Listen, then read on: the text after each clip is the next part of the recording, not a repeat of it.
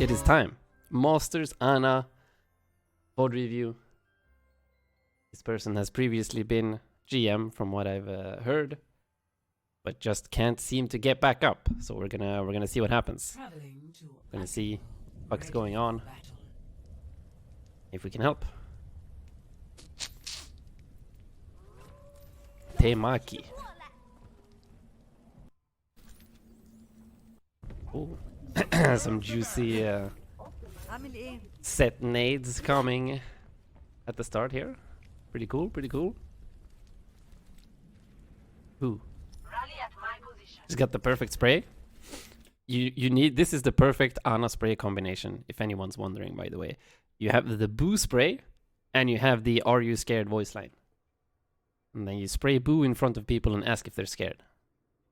10 out of 10. Wait, Jojo, she's coming. Okay. I'm waiting.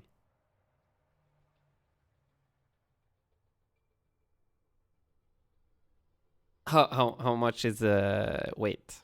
Wait 3 million years or wait a few minutes? Sushi Kitty. Okay, I guess this is her then. Thank you for the follow. You were called Sushi, if I remember correctly.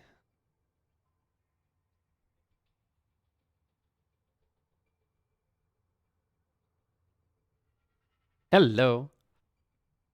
Welcome, welcome.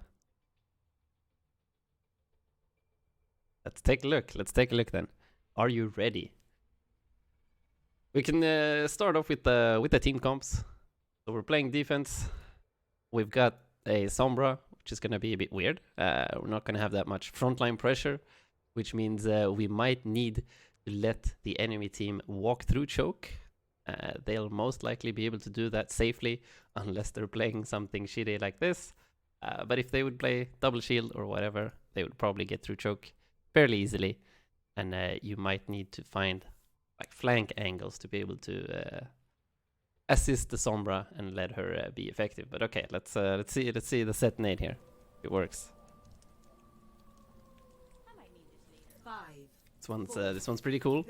Gives you a little bit of ult charge. I mean, doesn't hurt. Bam! 8%. There we go.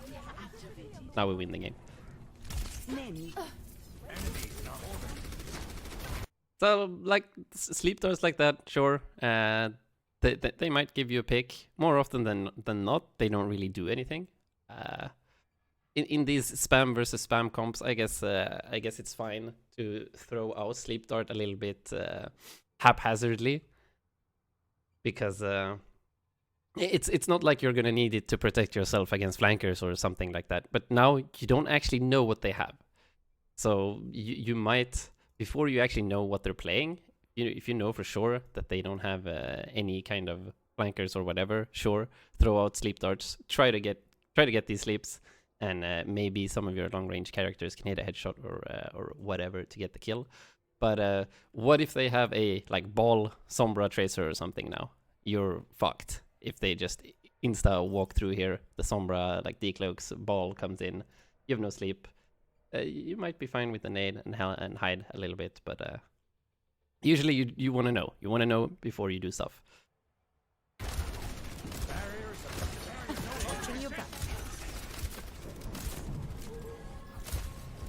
Aim looking good so far.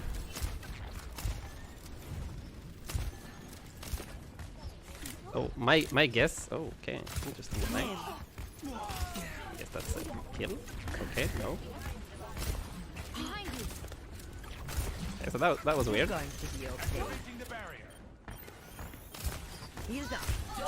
This is what I suspected.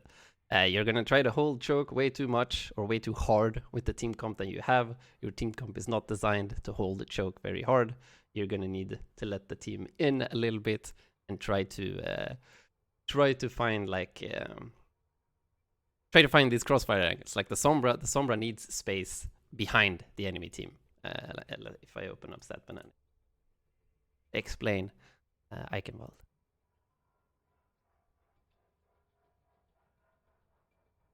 That's something you can communicate to the team if you feel like you've got the knowledge to do that. But just in general, for yourself as the Ana player, it's good to know how your team comp wants to play, because you're going to need to change a little bit how you play. So over here, if they, or oops, when we have a team comp that has fairly weak like frontline damage, we can't really set up this close and try to fight here, because they're all going to be grouped up as 6. They're going to be fighting on the front lines. It's going to be we're going to be at a disadvantage trying to do this, especially now. Defense has become much more difficult to play after the shield changes, like the barrier nerfs. So you're going to need to be way more disciplined and actually peek out with your shields, with your cooldowns, very like coordinated. So you're going to need to coordinate with your team and make sure that you make the best use out of your cooldowns as possible. So there were 2 things that made this end up the way it did.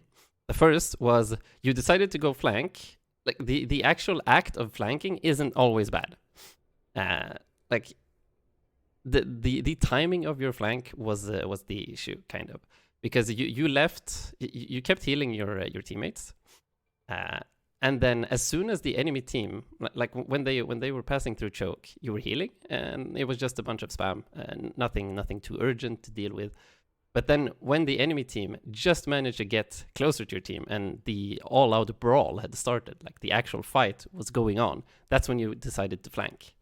And while yes, that's a good opportunity for a DPS to flank, it is not a good opportunity for a healer to flank, because they were now missing their main healer on the front lines. And while yes, you gotta sleep on the Genji, you didn't even finish off the Genji. So if you're gonna go for these flanks and try to get value out of yourself, you need to hard commit. Like, you got the sleep of the Genji, your Sombra here even got the hack on him, so he was 100% dead with like a shot from you, a nade, and a melee. But meanwhile, your front line was just crumbling under the pressure because they were missing their main healer. So it was just slightly like mistimed, and even though you didn't even commit, if you're gonna do something that's a bit like off the script, you're gonna need to commit to that shit. But anyways, the second thing was, of course, if you what I meant with you can't really take that fight head on with the team comp that you have, means that your Sombra wants space behind the enemy team. Like if you're gonna have shields like this and shields like this, and you're gonna take the fight just from the front, the only space that the Sombra actually has to play is from a soft like off angle here. It's like a soft off angle. She can still get shield, she can still get pressured out quite easily. But if you guys like walk back to point, maybe the healers, like you healers, you as Ana, you can play closer to this health pack or to this health pack, or like over here. This way, the enemy team, when they start walking in here and start trying to pressure point, they're going to have to deal with the Sombra like from behind. The Sombra is going to decloak from behind. It's going to be really annoying. Have much easier like hack attempts and shit. But oh, whoa. Wait. Exit game. That's not where I wanted to go. Let's look at this again.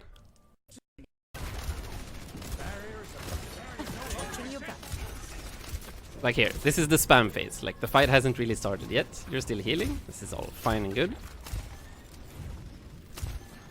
And like if, yeah, and now when the flank actually starts here, this is all good so far. But now you gotta commit. You gotta kill this guy. He even gets hacked. You have your nade. You have everything. This Genji's dead.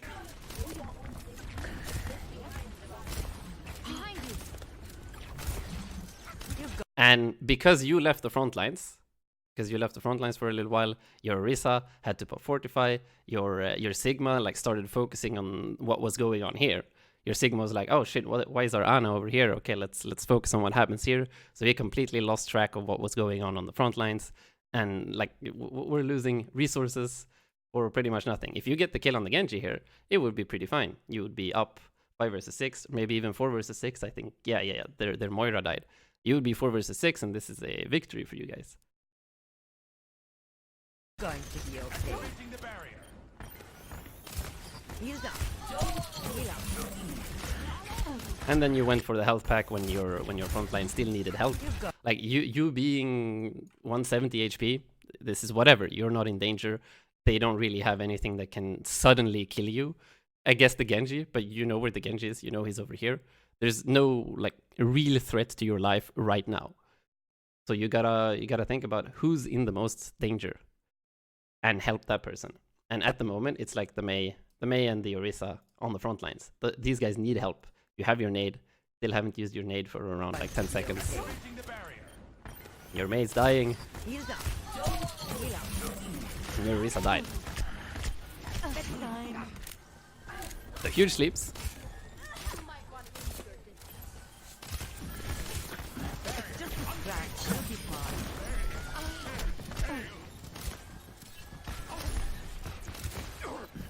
And now we just get out. D5 is lost. You should probably tell your Sigma to just get out here. I don't know why he's staying. There's no point really.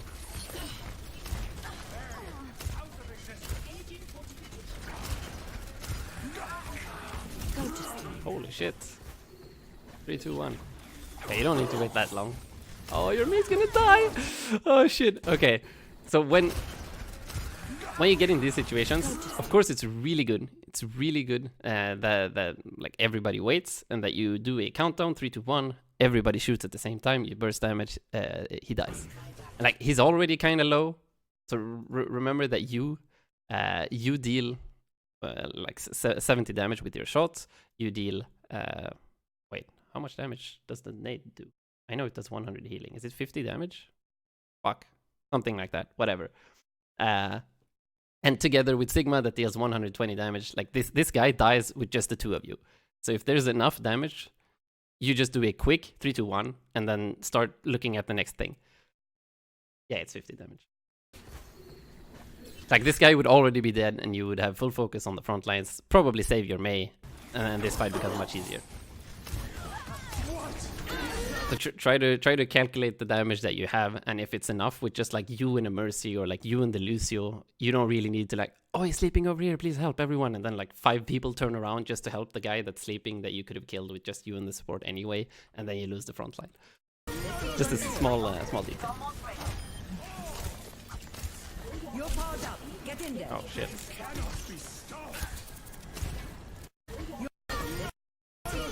Okay, so I guess it's 5 versus 5, and they pop big.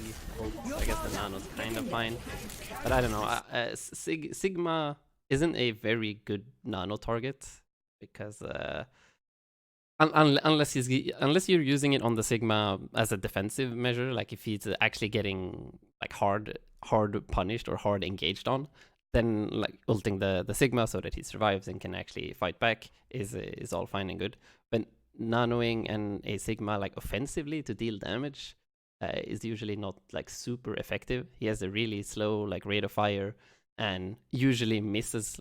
Like his left clicks are pretty hard to hit, so it's not gonna get that much value. And you were already in a pretty good position in this fight. That nano was kind of wasted.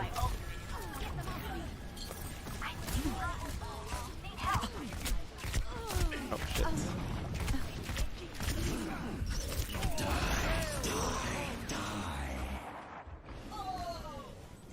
The enemy team doing a good job of splitting you guys up.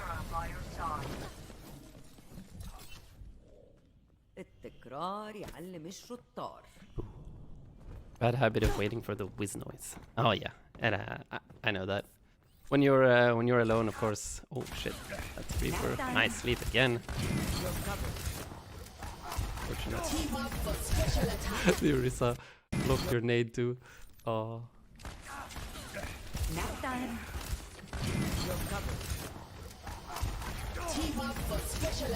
So I guess just a slight thing that like you can notice that you're focusing on kind of the wrong thing here.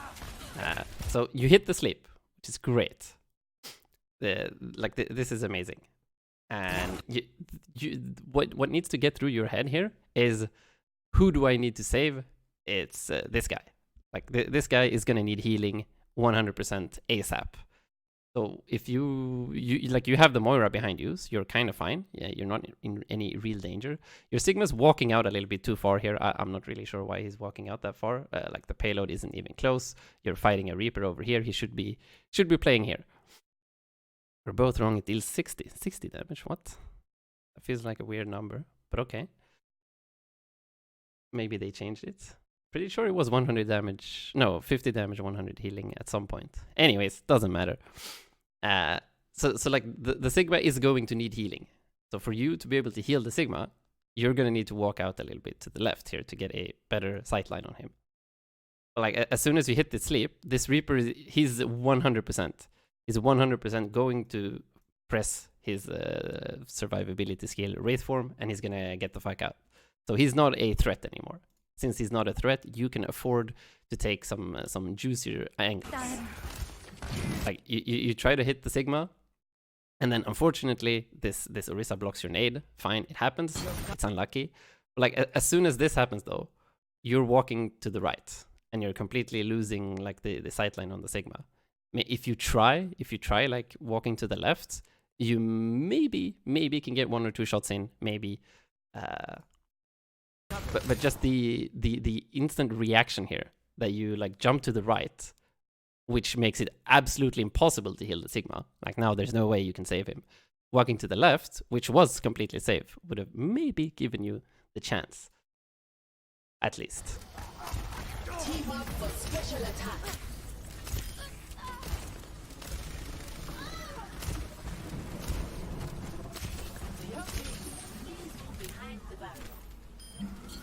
Oh, nice nade. I have your back.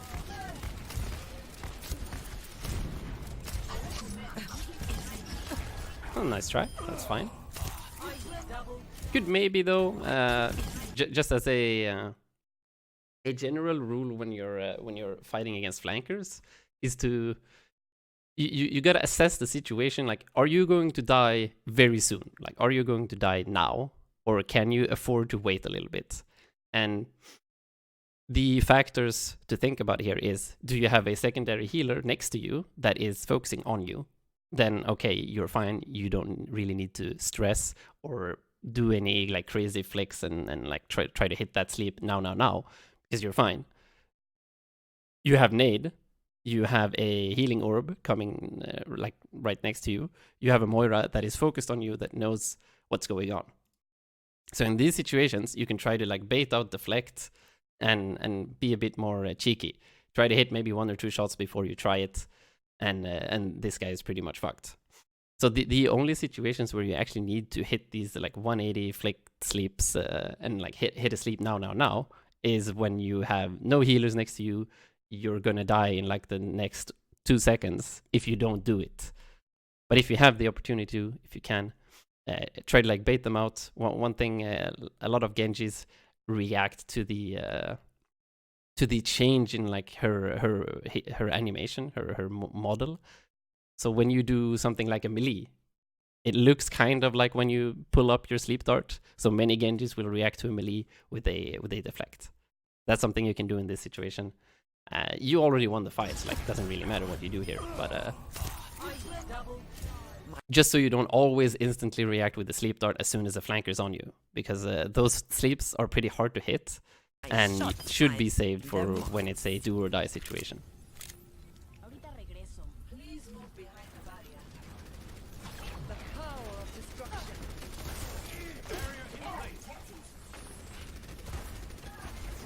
Your positioning is fine. Like usually most people will talk about like setting up on high grounds and shit between fights.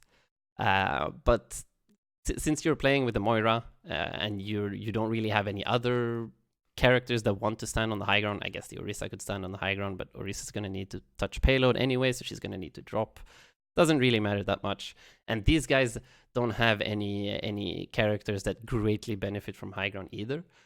Like, yes, the Genji's maybe going to drop from there, the Reaper might drop from the high ground, but those are not characters that you really can push out on your own unless the Moira's with you. So this is fine. Just chilling on low ground next to your tank so that they can peel for you and heal. Same with the Mei. The Mei is also close range, but your Mei seems to be flanking a lot this game. But yes, so this is a pretty much a special case. But usually on this map, some of the teams are going to play a long-range character that benefits greatly from high ground, like Widowmakers, like I don't know, McCree's, anything that would like to stand on high ground. Hanzo's, but Hanzo can jump up and down high ground however he wants, so he's a bit more flexible. But Zenyadas, if you're playing Zenyadas, Baptistes, Anas, all of those, they want to be on high ground as much as possible to get the juicy sightlines. So you might need to think about that in another game. But in this one, it's fine.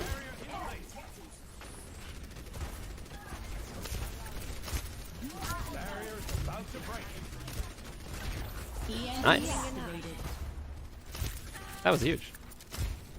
You could definitely notice that you communicated that.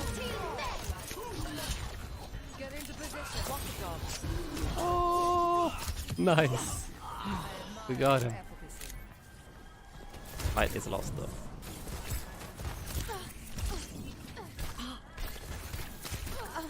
Much better. Get back in the fight. You're powered up. Get in there. What is the melody? Oh, unfortunate. But it worked.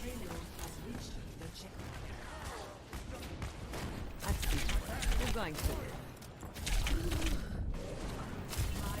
Oh no!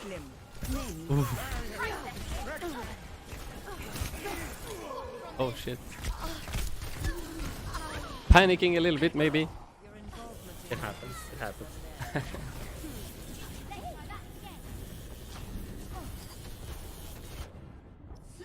في الامتحان يكرم المرء أو يهان. There's not too much to talk about there. I mean, can't believe I didn't introduce her. Yeah, but like that's what happens when you end up in those panic situations where you just have to do stuff like real fast and make split-second decisions. You could argue, if we really want to, could argue that it's better, like in this situation. I would say, like, once again, I guess you want to touch here, so that's kind of valid. You want to touch points, so nanoing the Sigma so you can get out is okay, I guess. But still, like, nanoing Sigmas in general shouldn't be your go-to plan. In this situation, like nanoing the Sombra as she tries to take an like off angle or maybe harass their supports could be good. Form that EMP a bit faster, make her harder to push out, and just deal more damage. Nanoing the Mei as she like walks in. I don't know. Mei should be played closer to you guys because this Genji and the Reaper has been feeding really hard. So if this Mei would stop flanking and actually play with the supports, these DPS players would just feed every single fight. But then nanoing Orisa isn't as bad as people think, especially when she's like contesting cards.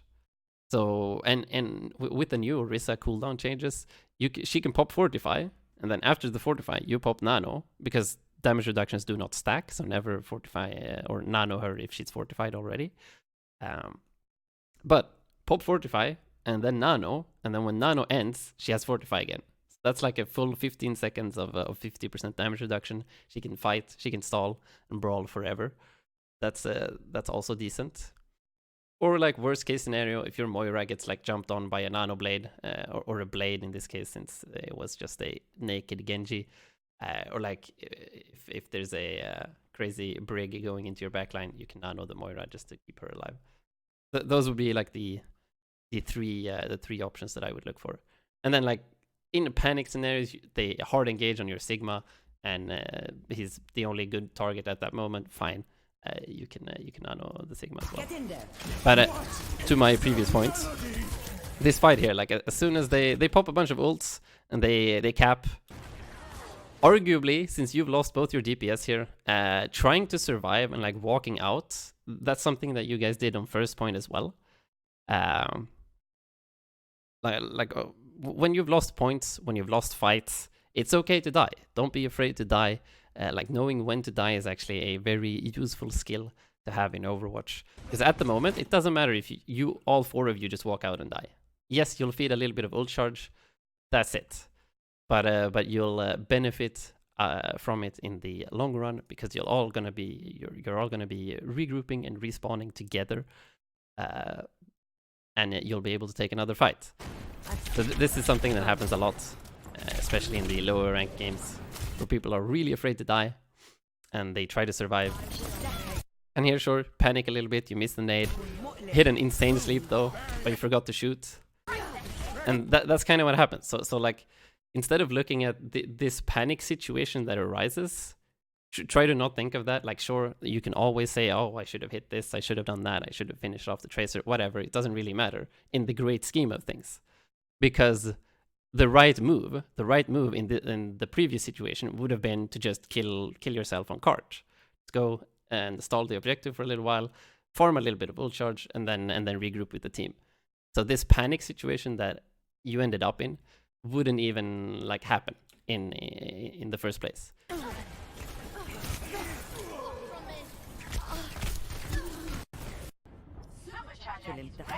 That's something I try to talk about as much as possible, because many people, when they VOD review themselves, when they try to look at their own VODs, they always look at those panic situations and like think that, oh, I should have hit my sleep, or I need to work on my nades, but it's not important if the entire situation could have been avoided in the first place.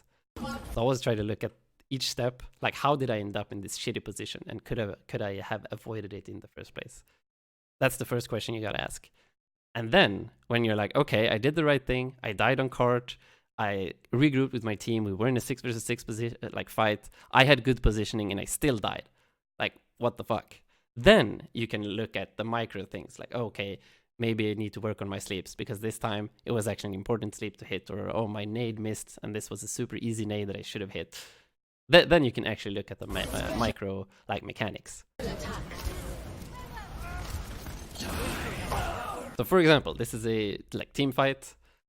This is a 6 versus 6 team fights. We're popping ults, we're using shit, and you hit an insane nade that gives you 2 kills. Like, that's awesome. Maybe if you miss this nade and the tracer gets 4 kills, bam. That's a situation where, okay, I need to work on my nades.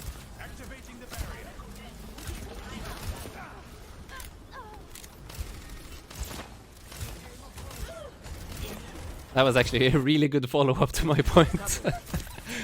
Sometimes you're lucky. Nice shots, this is all fine and good.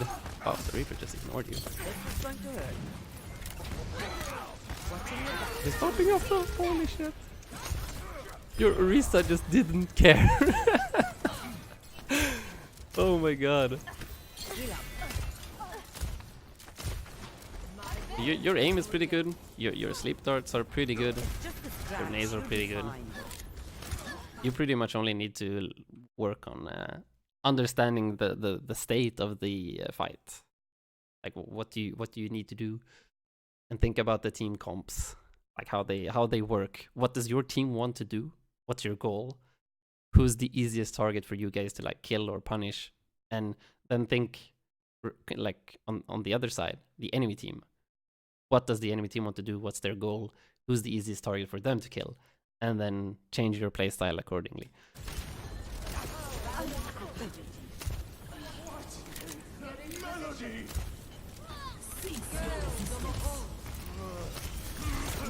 Nice. Nice. Holy shit. Nanot Kamehameha.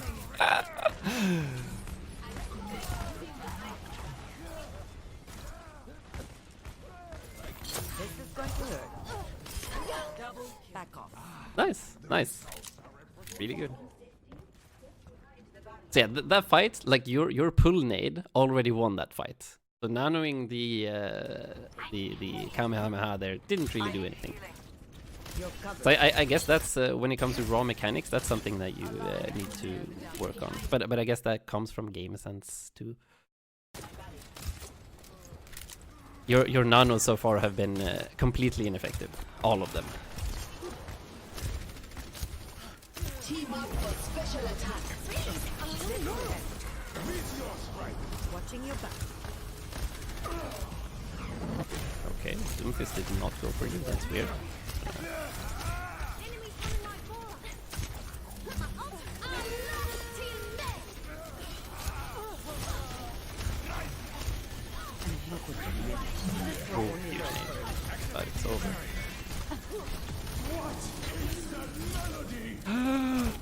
5 HP. She missed. You're powered up. Get in there. Oh no, you could have none of your doom fists. Oh, you're dead.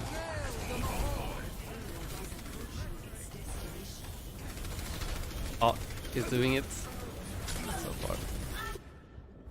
Feels like having my own Goku. I can understand that feeling for sure.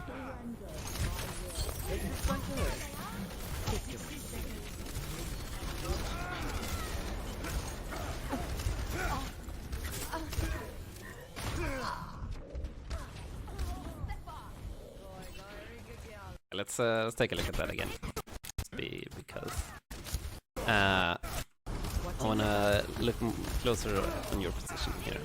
So it looks good at the start. We got 1 kill with the Mei ult, but the Mei dies for it, and our Bongo dies.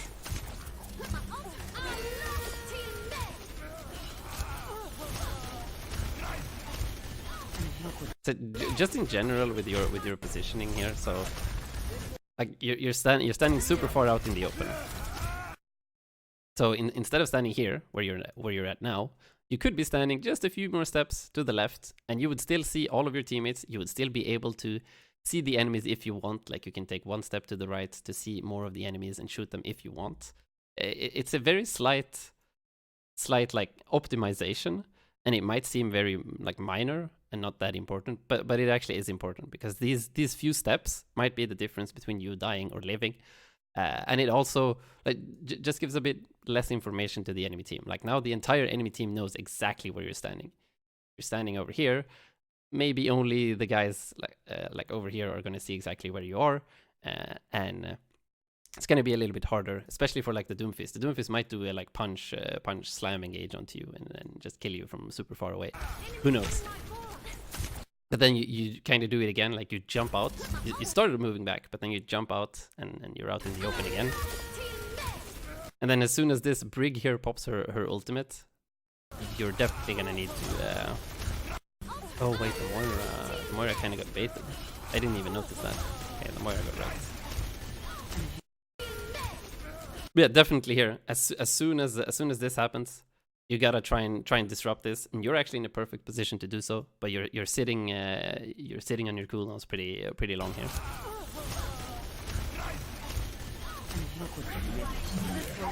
So you sat on nade for so long that this Orisa shield actually managed to block it quite hard.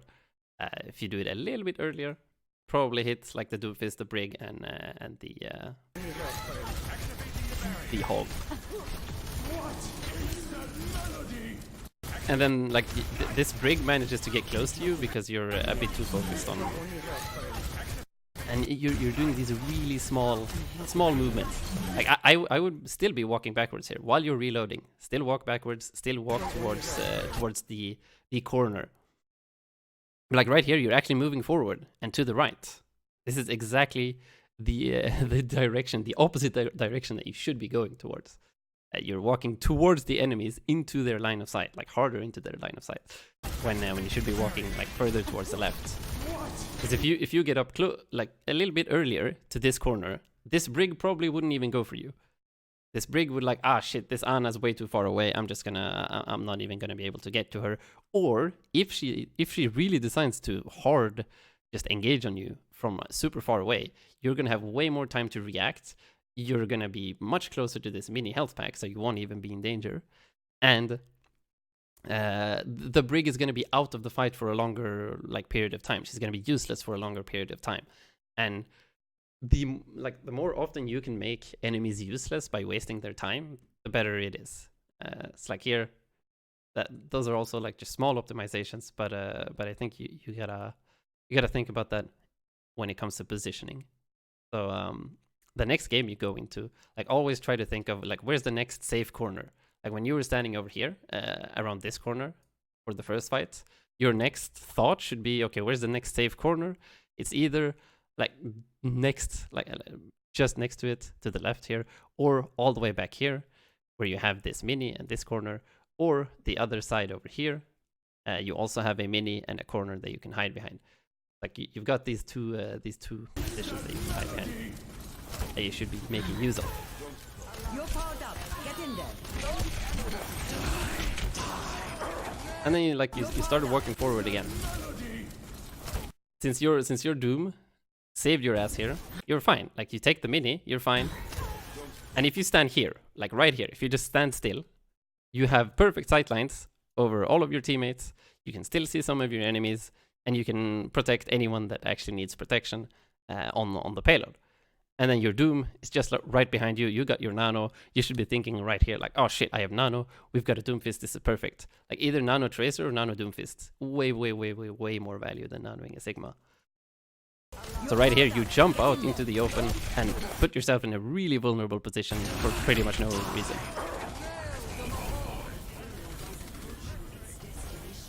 I have no idea why I'm so attracted to being close to the fight. I'm like a moth to the flame, I think. Well, I think it's kind of a byproduct maybe of like Double Shield era and Goats era. Because you were supposed, like, if you have a close range brawl team, you're supposed to stay close to the fight. Like, that's the way you should be playing, because otherwise, if you're going to be a sniper standing 3 miles away from the fight, a single flanker is going to be able to, like, take you out of the fight. So you need to be close to your teammates to be able to get peel. But now we're back to the long range, like, spam era with some more flankers. Definitely in the lower ratings, you're going to see a lot of tracers, a lot of balls, a lot of hogs flanking and being annoying. McCree's even. It's going to be even more important that you understand how to be safe, like how to keep yourself safe and hold the correct sight lines in the safe corners.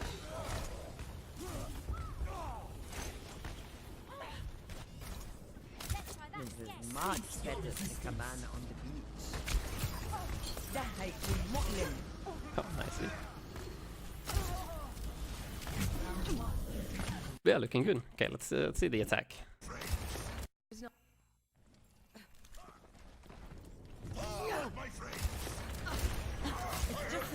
Have a Bastion, okay.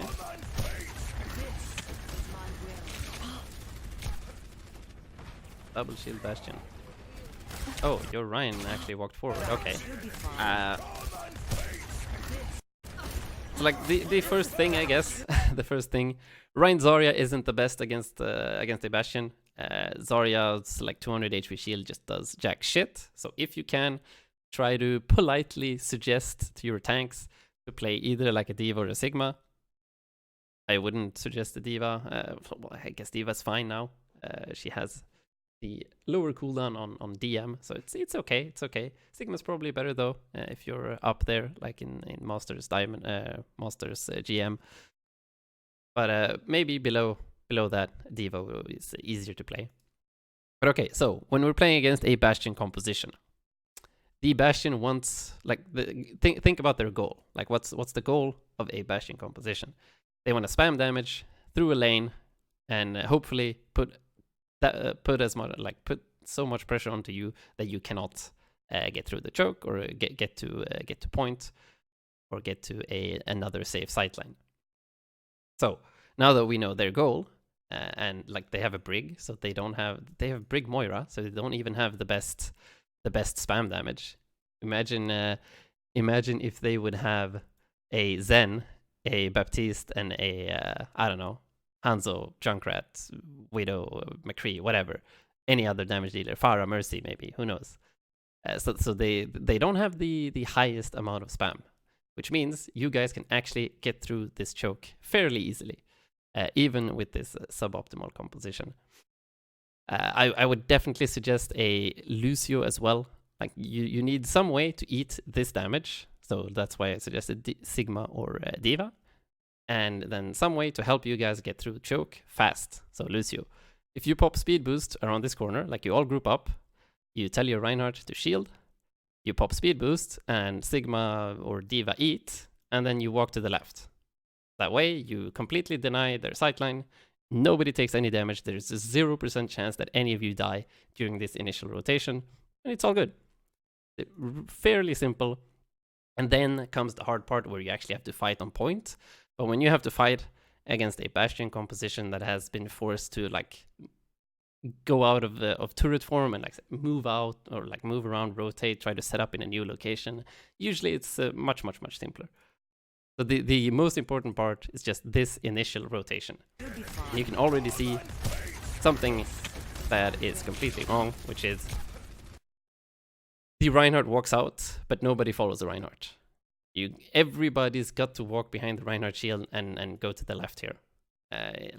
There's no way you win this any other way. Now the Rein is just gonna die. The Moira could definitely just fade here and help the Reinhardt. Not sure why she's not. But we actually managed to get the counter kill somehow.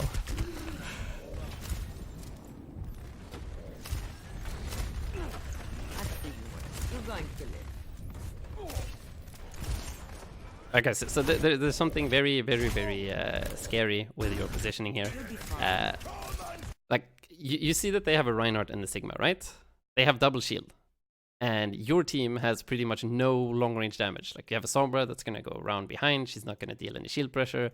The Zarya has okay shield pressure, I guess. You, 0 shield pressure. Moira, 0 shield pressure. McCree, decent shield pressure. Rein, 0 shield pressure. So, like, 4 out of your 6 heroes deal absolutely 0 shield damage. Which means you're never going to break through these shields. Which means you don't even have to look at the shields. So there's no way you're going to be able to do anything on the shields here. So the only thing that you can do as an Ana is heal your teammates. So heal your teammates and don't take damage. That's going to be your next 2 goals. So standing in the open here does absolutely nothing. The Moira actually has the correct like healer position here. But this would all be a moot point if you all like follow the Reinhardt. You could definitely at least try to. With the Reinhardt shield and maybe Zarya tanking some damage with double bubbles. You could maybe get through here. It's gonna be hard, but they don't have the best spam comp, so you could probably do it. Oh well. This game is a bit longer, so at least it looks like you're not gonna be stuck here. You're going to live. Sleep dart is fine. If you hit someone, it's good. Holy shit, jumping out into the Bastion sideline. Oh. I will keep you real. Oh. Oh my god, fire striking in front of a Bastion. What the actual fuck? Garinos. Oh my god. Stop moving around. Stand still behind the corner. Oh no. Oh, he had to reload. Oh my god, that is so lucky. Oh, you were so dead here. Okay, so just a small like detail. This is good. Like what you're doing here, do more of this. Hide behind the corner. Do not show yourself, and just heal the teammates that need healing. You can do the same thing with Zarya here. You just chill here. You stand here, and you heal the Zarya. Don't walk out. And this right here. You were actually so dead, he had to reload right when you peek out. Oh my god. Oh shit, you still die. Unlucky. Find their weakness and claim the objective. Okay, it worked. It worked. Kind of.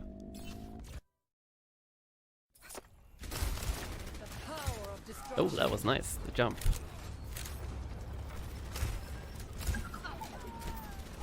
Get healed. What actually happened here? What the heck? Reinhardt's walking out. You are standing on payload. Okay. Get healed.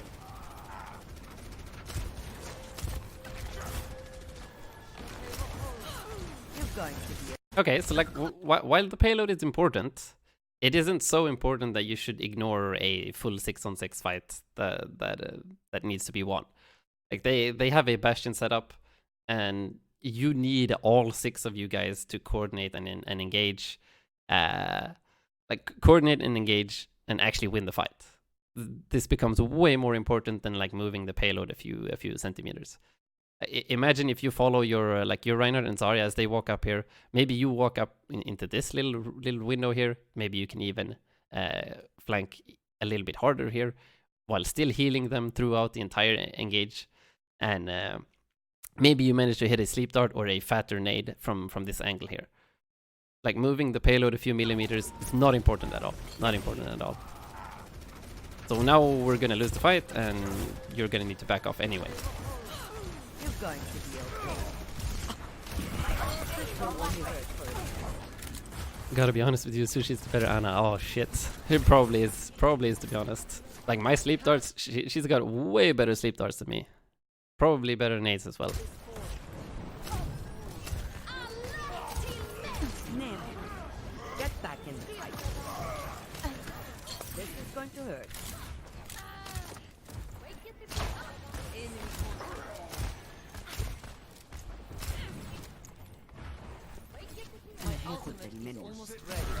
But it's fine. My mechanics have never been that good.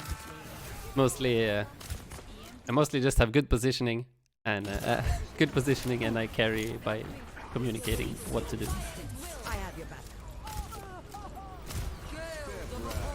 At least when I play seriously. But okay, yeah. Now this is just standard ranked gameplay against the Bastion team. Oh my god, this is I really hate to see this. Old soldiers are hard to kill. My ultimate is ready. Like winning against the Bastion comp in ranked is all about trying to be a daycare like teacher or whatever.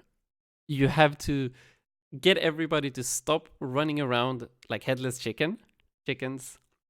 Focus up for a little while, group up, and engage together while rotating cooldowns correctly in rotations. Like that's you have to do that to be able to win against Bastions, and usually doesn't happen.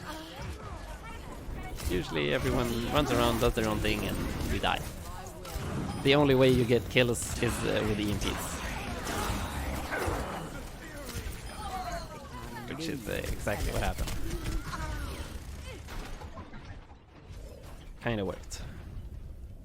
My ultimate is charging. Yeah, this would literally be a Much free better than win Cabana on the beach. with a Lucio and a Diva or a Sigma. Oh wait, we do have a Sigma now. Sigma Zarya, interesting. It's definitely better than Rein Zarya, so whatever. You're going to be okay. Oh shit! You hear it? I think I heard something here. You're going to be okay. Yeah. You can hear the footsteps. You gotta listen to sound. Unfortunate.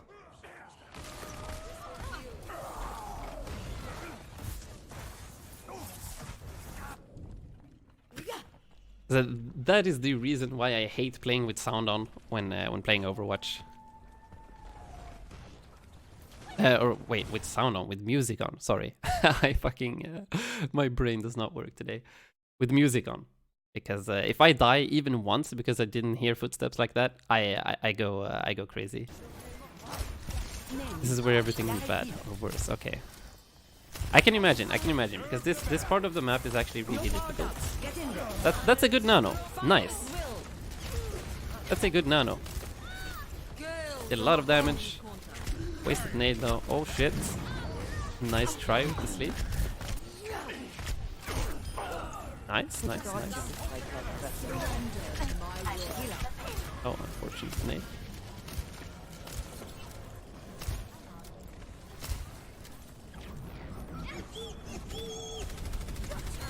Nap time. Nice.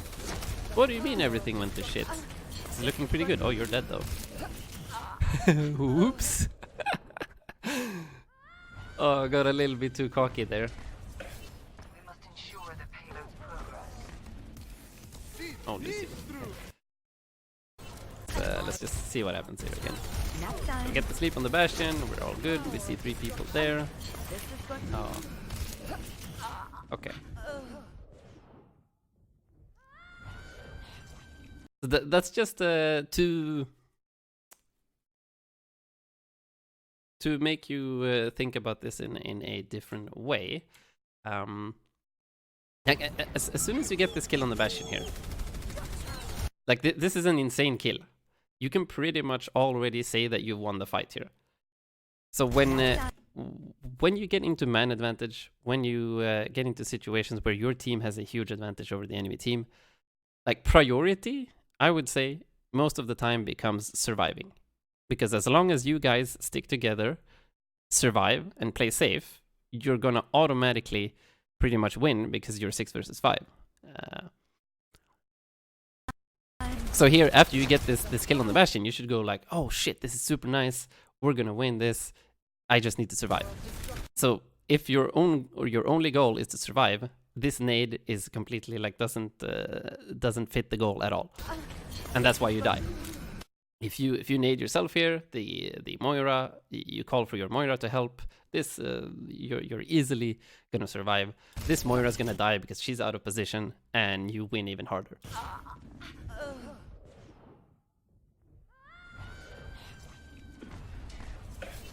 must ensure the payload's progress.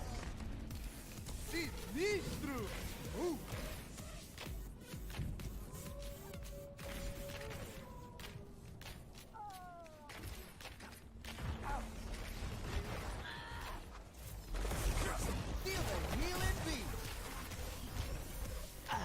My ultimate is almost ready. The strongest. Yeah, this is definitely what separates like mid master, high master to like GM players. You gotta understand like the state of the fights, the flow of the team fights, and like what you need to do to win, and then start understanding like ultimate economy, what ultimates use against what.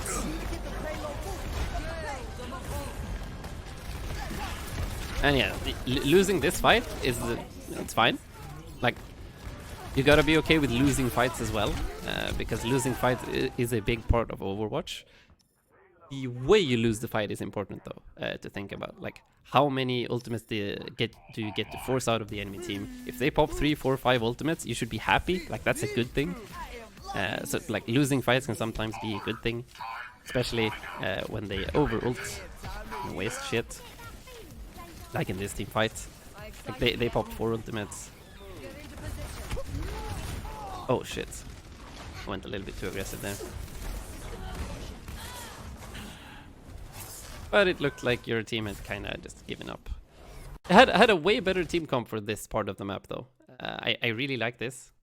Like these heroes are super good for this part of the map, because you've got a lot of space to work with. You can easily flank around and get a bunch of crossfires.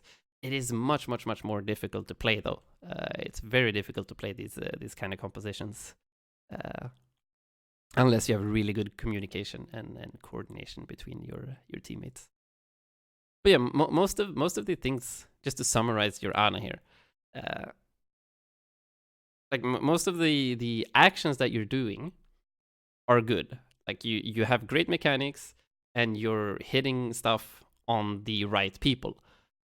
But the timing or the reason that you're doing stuff is what's lacking. So you gotta think about the goal that your team wants to do. What's the goal? What can you do to help like facilitate that goal? Like what can you do to help your teammates to make their job easier? And then like trying to understand like man advantage, the flow of the fight, or do you need to just stay alive? Do you need to go for like aggressive moves? For example, if your team starts to lose people, if your teammates start to die and you're in a like 4 versus 6 situation, then it might be a good opportunity to go aggressive, like go more aggressive, go for a flank, like try to clutch the fight by hitting a fat sleep from a side and then maybe a huge nade from an off angle. And the other way around, when your team is at an advantage, you need to play more safe. You need to make sure that you stay alive so that you can press that advantage. I think that's pretty much it. And then the part about your positioning as well. You're usually gravitating towards the fight instead of towards a safe corner. So think about corners, think about health packs. Like usually there are three things that I like to think about when playing Ana. It's like number 1, sightlines.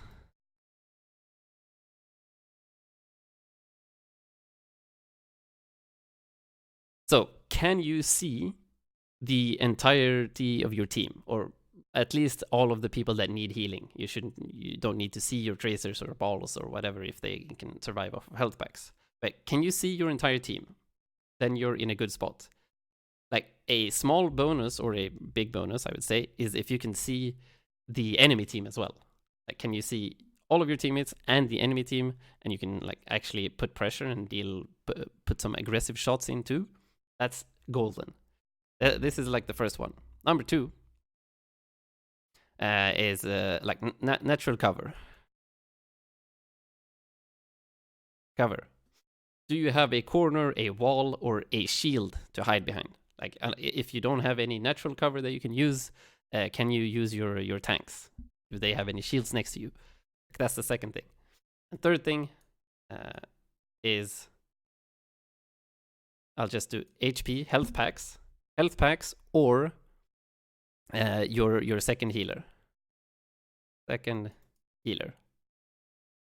So do you have, like, are you staying close to your second healer or close to a health pack? Like, if you have all 3 of these, you have good sightlines with natural cover or with cover, some kind of cover, and you're close to a health pack or your secondary healer, you're in a good spot. So these are like the three. You can use this kind of like a checklist, but like Overwatch team fights are so dynamic and fast paced that you're always gonna need to switch positioning. Like sometimes you're gonna need to sacrifice one for the other. Like sometimes you're gonna need to sacrifice sightlines for cover. Like let's say there's a Widowmaker peeking towards you. Okay, let's do it in red instead. So sometimes, let's say there's a tracer chasing you, or there is a Widowmaker like looking at you or towards you, forcing you to take worse sightlines, but increase the effectiveness of your cover. Like maybe you're gonna need to hide a bit more and sacrifice your sightlines to just make sure that you stay alive. Sometimes the other way around, you're gonna need to sacrifice cover. Like maybe the fight is starting to look in your advantage, so you can start to press that advantage a bit more. Let's say the Widowmaker dies or something. Someone manages to get a kill on the Widowmaker. So you can sacrifice your cover, like maybe walk away from a corner to get better sightlines. You get better, sharper sightlines so that you can start being aggressive. Maybe you can hit a fat nade from somewhere. Maybe you can start sniping the enemies from somewhere. And yes, sometimes you know that they have... you know that they have some kind of AoE ultimate, so maybe you don't want to stand close to your tanks or your second healer so that you all get hit by shit, or maybe the other way around.